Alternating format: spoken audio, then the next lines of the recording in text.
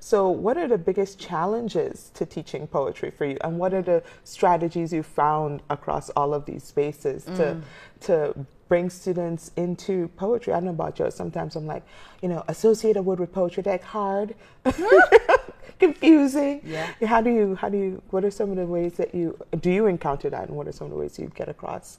So I think the most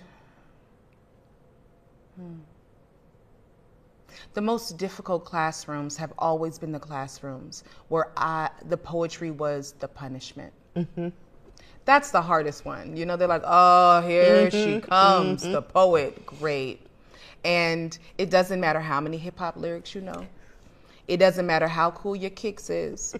If it's a punishment, you're treated as such. So that is the hardest space, I think, to try and introduce poetry to young people.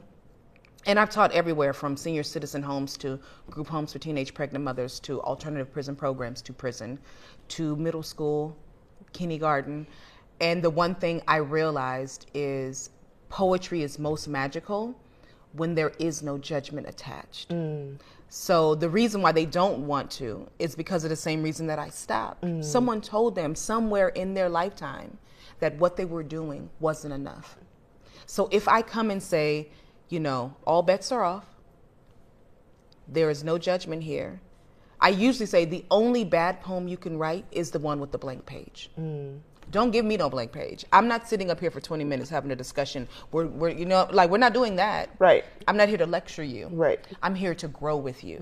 And if you don't see that as an opportunity to grow together, cool beans, but that's the whackness, right?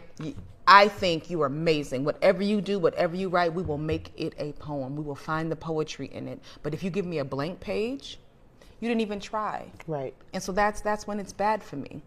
And that has been literally the equalizer for every room, is that I come in super honest, as transparent as possible, and as me as possible, and just say, let's find a way into a poem. Sometimes they say, I don't like poetry, and I get it. So I ask, well, have you ever written a Facebook status, a Twitter, a tweet, a love letter? Have you written a song? Oh, you don't like songs? Sure. Did you write an angry email? Pull that out. Right.